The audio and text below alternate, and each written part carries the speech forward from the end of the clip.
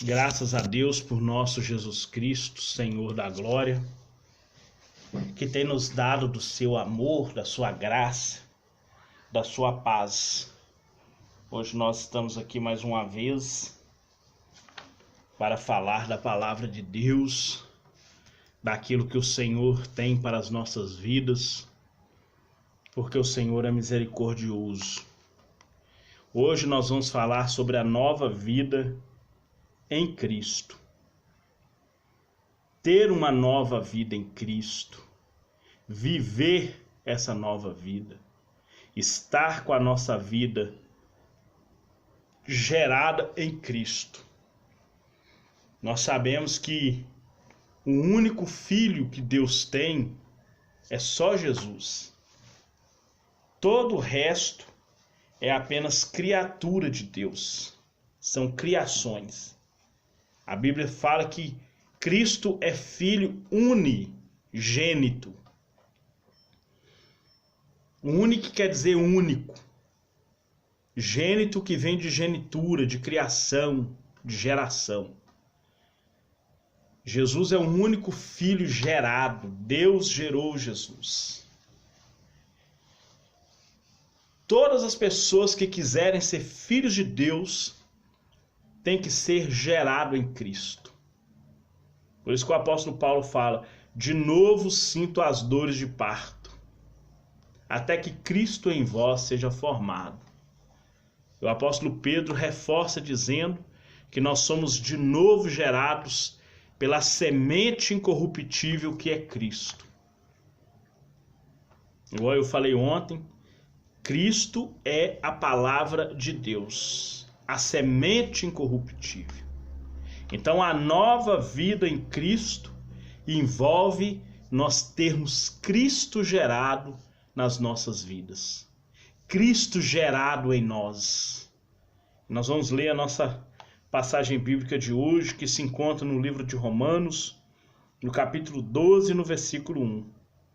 O apóstolo Paulo diz: rogo-vos, pois, irmãos, pela compaixão de Deus, que apresenteis o vosso corpo em sacrifício vivo, santo e agradável a Deus, que é vosso culto racional. A nova vida com Cristo consiste em viver fervorosamente a cruz. Viver a vitória da cruz, viver a cruz de Cristo. Nós sabemos que Cristo ele foi o holocausto de Deus pela humanidade. E ele agora nos conclama a sermos um holocausto para ele. Então, o reino de Deus é para todos aqueles que creem, não somente judeus, mas também os gentios. O apóstolo Paulo fala em Romanos 1, versículo 16, que o evangelho é poder de Deus, primeiro para a salvação do judeu e também do grego. É a passagem bíblica que o apóstolo Paulo usa. Para fazer parte do reino de Deus, é necessário nascer de novo. Que expressão mais linda! Nascer de novo.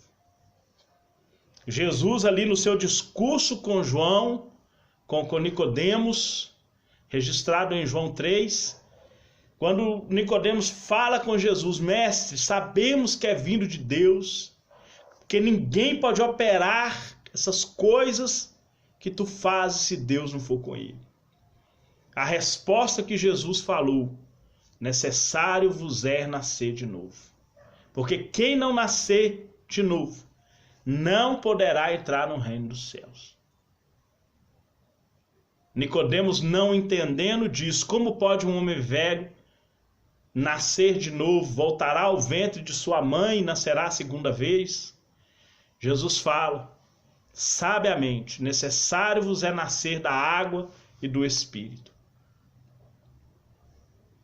Porque os nascidos da carne são carnais, os nascidos do Espírito são espirituais. E Nicodemos, como pode ser isso? Jesus fala sobre o vento. Uma coisa tão natural que tem na terra, o vento. Você não sabe de onde ele vem nem para onde ele vai. Assim são os nascidos do Espírito, que são impelidos pelo Espírito Santo a cada dia ter vida santificada com Deus. E Nicodemos, não compreendendo, Jesus torna a repetir: és mestre em Israel e não sabe essas coisas? Não credes quando falo das coisas da terra, como crerão quando falar das celestiais? Então, quem não nasce de novo não faz parte do reino de Deus. Quem não é de novo gerado, quem não tem a semente de Cristo, quem não tem a semente de Deus, que é Cristo na sua vida, não entrará no reino dos céus. Se alguém nasce de novo, e se alguém passa a estar em Cristo, já não há nenhuma condenação.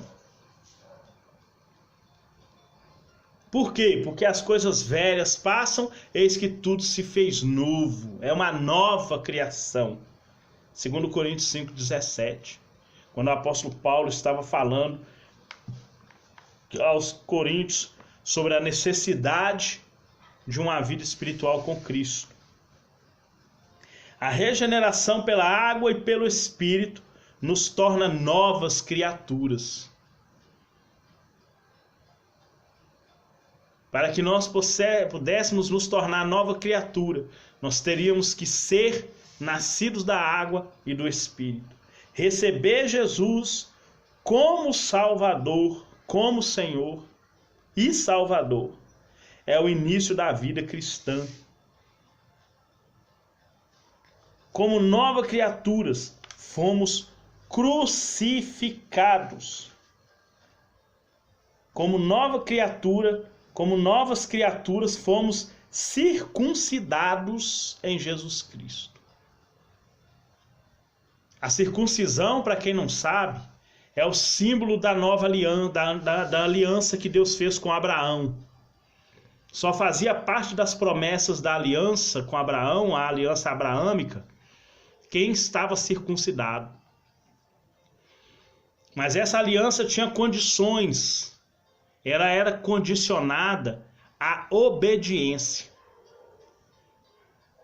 Então, para os seguidores de Abraão terem direito às promessas, era necessário que os seguidores, os filhos de Abraão, a descendência de Abraão, também obedecessem às recomendações daquela aliança. Hoje nós somos circuncidados em Cristo, somos participantes da herança dos santos da luz. E Jesus agora nos condiciona a essa herança dos santos da luz, dizendo no livro de 2 João que nós temos que andar como filhos da luz. Essa é a condição da circuncisão em Cristo Jesus. Para nós sermos nova criatura, somos agora chamados para sermos circuncidados em Cristo Jesus. A conexão entre tudo que Paulo escreveu anteriormente, do capítulo 1 ao capítulo 11 e o capítulo 12 de Romanos, é feito por um intermédio do uso da partícula grega O1, traduzida por português como portanto. Então, de tudo que ele escreveu, desde o capítulo 1 até o capítulo 11, se resume quando ali no capítulo 5 ele fala da graça que triunfa sobre o pecado, quando no capítulo 4 ele fala da justificação pela fé em Cristo, quando no capítulo 6 ele fala do problema do pecado que pode ser resolvido com a questão da obediência a Deus, quando ele vem no capítulo 7 fazendo uma alusão da lei do Antigo Testamento com o fim da lei do Antigo Testamento e o início da graça, colocando como casamento, que se uma mulher, se o marido morre, que é a antiga aliança, morre, essa mulher agora está livre para casar com um novo marido. Qual é esse novo marido? A graça de Cristo, quando há essa comparação. E vem no capítulo 8 falando da inexistência da condenação. No capítulo 9 ele vem falando da união espiritual entre Israel e os gentios. No capítulo 10, no capítulo 9, 10 e 11, ele vem falando da espiritualidade ou da união espiritual entre judeus e israelitas, que se torna um único povo em Cristo. Judeus e gentios se tornam um único povo em Cristo. E no capítulo 12 agora, ele vem dizendo: portanto, judeus e gentios, apresentem-se a Deus como sacrifício vivo, para vocês terem uma nova vida em Cristo. Nesse contexto, o uso dessa partícula pode se referir a tudo aquilo que ele escreveu do capítulo 1, até o 11. O fato de que esse texto não está fora de lugar. Paulo havia tratado em detalhes sobre a justificação pela fé e como Deus, em sua sabedoria e soberania, tratou com os gentios e judeus nesse processo de justificação pela fé, o qual no capítulo 5 começa já falando pela justificação pela fé. Em relação à mordomia da adoração cristã, Romanos 12, 1 e 2, uma exortação em forma de apelo. Rogo-vos, conforme aparece aqui nessa tradução que nós usamos, traduz o grego do parakaleo, que quer dizer admoestar. Esse rogar é admoestar, é encorajar. Ele nos encoraja, ele nos admoesta e nos exorta ao mesmo tempo que nós venhamos apresentar o nosso corpo físico, o nosso corpo espiritual. Já que o corpo não vive sem a mente, então ele fala sobre a união do corpo físico com a união do corpo espiritual para ser agora apresentado a Deus como sacrifício vivo e santo, fazendo uma alusão ao sacrifício do Antigo Testamento, em que o animal era apresentado a Deus, porém morto. Hoje nós apresentamos o nosso corpo espiritual juntamente com o nosso corpo físico em uma união para Deus.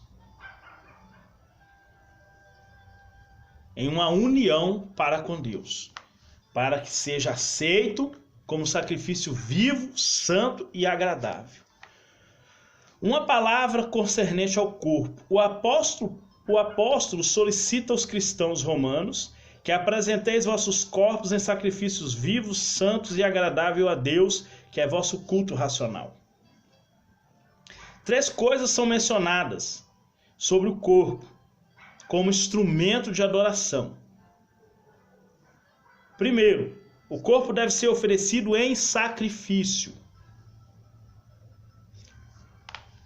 O apóstolo aqui, ele usa a palavra túsia, que significa sacrifício de oferta ou oferta de sacrifício. É ofertado o corpo a Cristo. O paralelo é feito com o sistema sacrificial levítico do Antigo Testamento, da expiação. Ao contrário daquela aliança, hoje o corpo tem que ser apresentado vivo e não morto. E em terceiro lugar, o sacrifício deve ser santo. A ideia é de algo que foi separado exclusivamente para o serviço de Deus. Assim fazendo, o crente terá a garantia de que estará agradando a Deus na sua adoração. Se não for assim, não será aceito.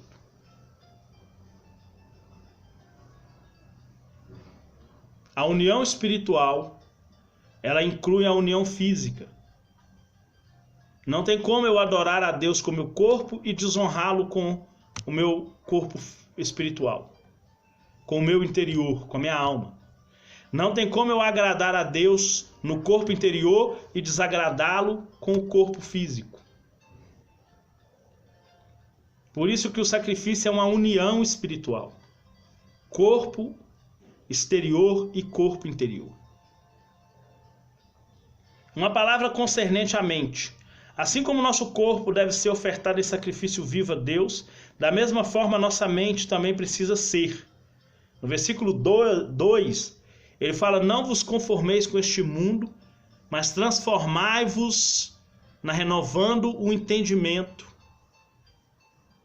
O entendimento só pode ser adquirido através de Cristo. Cristo é nosso entendimento do que é sacrifício. Para que a adoração seja verdadeira, ela precisa ser realizada por pessoas com a mente transformada. Essa transformação, como mostra no original, da palavra metamorfose, que é uma palavra grega, de onde vem o vocábulo metamorfose, significa ser transformado em nossa mais profunda natureza interior, aquela que existia antes de Adão cometer o pecado. Por isso que em 2 Tessalonicenses 3, o apóstolo Paulo manda nós apresentar corpo, alma e espírito santificados a Deus. Essa união espiritual, interior-exterior, tem que ser 100%, tem que ser 100% em sacrifício. Sem essa união físico e espiritual, você não consegue apresentar o sacrifício vivo completo a Deus. Em relação à mordomia do exercício dos dons, a igreja é o corpo de Cristo e como corpo ela deve viver para agradar a Deus. A igreja, assim como nós, individualmente, temos que estar santificados para nós apresentarmos esse culto a Deus. Então a igreja tem que estar em união espiritual com Deus. Sem essa união espiritual com Deus, nós jamais vamos conseguir exercitar a resistência ao mal. O apóstolo aconselha: não te deixes vencer do mal, mas vence o mal com o bem. Romanos 12, 21. Encontramos o apóstolo se referindo ao mal do grego kakos, Em Romanos 7, 19 e 21, ele apresenta esse mal como sendo sinônimo da natureza adâmica, pecaminosa e má, que quer conduzir o crente a fazer aquilo que ele desaprova. Essa é a razão da guerra interior. Em Atos 16, 28, Paulo fala desse mal como um dano irreparável que uma pessoa pode causar a si mesmo. Aqui esse mal aparece como uma forma oposta ao bem, que procura impedir o viver cristão vitorioso. Por isso que lá no Salmo 68, 18, fala que se atentar para a iniquidade, Deus não ouvirá nossas orações. Mas essa iniquidade é atentada no interior.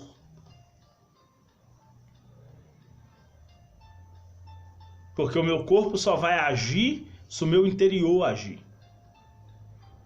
Meu interior vai agir através do meu corpo agir. Por isso que Jesus falou que o que contamina não é o que entra, é o que sai. Porque o que sai vem daquilo que é interior, que é de dentro. Se do coração, se a boca fala do que o coração está cheio, é bom o coração estar cheio de santidade, para falar de santidade. Então aqui o apóstolo Paulo apresenta o mal como kakos, que é a natureza pecaminosa que leva a pessoa a cometer pecados contra Deus. A recomendação bíblica é: vença o mal com o bem. Ou seja, mortifique a sua vida, seus membros que estão sobre a terra, que te leva à prostituição, à impureza, conforme diz lá no livro de Colossenses 3, versículo 5 em diante. Fala que nós temos que mortificar os nossos membros que estão sobre a terra, que nos faz cair em pecado. Por isso que Jesus fala que se a mão escandalizar, você tem que arrancar.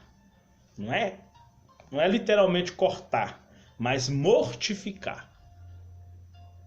Você tem que mortificar as partes que te levam ao mal. Você tem que mortificar a sua vida espiritual no completo para que você não venha cair no mal. Nessa lição aprendemos que o capítulo 12 de Romanos forma um conjunto de exortações a respeito do viver a nova vida em Cristo. Como observamos, essas exortações estão relacionadas a vários aspectos do viver cristão e envolve a mordomia da adoração cristã, onde é mostrado o valor do corpo e da mente no serviço de Deus. Atenção é dada à mordomia dos dons espirituais, onde Paulo combate a apatia e o individualismo. A igreja é o corpo de Cristo, e como corpo ela deve viver. Por último, o apóstolo exorta a respeito do exercício das virtudes cristãs, destacando a prática do viver cristão vitorioso. Por isso que nós chamamos o evangelho de maravilhosa graça. Porque somente numa graça maravilhosa que Deus nos concedeu é que nós podemos ter vitórias nessa vida. Se não for assim, nós jamais vamos conseguir vencer. Se nós não nos revestirmos de Cristo Jesus para viver Cristo, nós jamais vamos conseguir vencer os males. Amém? Que Deus possa te abençoar, meu Pai querido, meu Deus e Pai amado.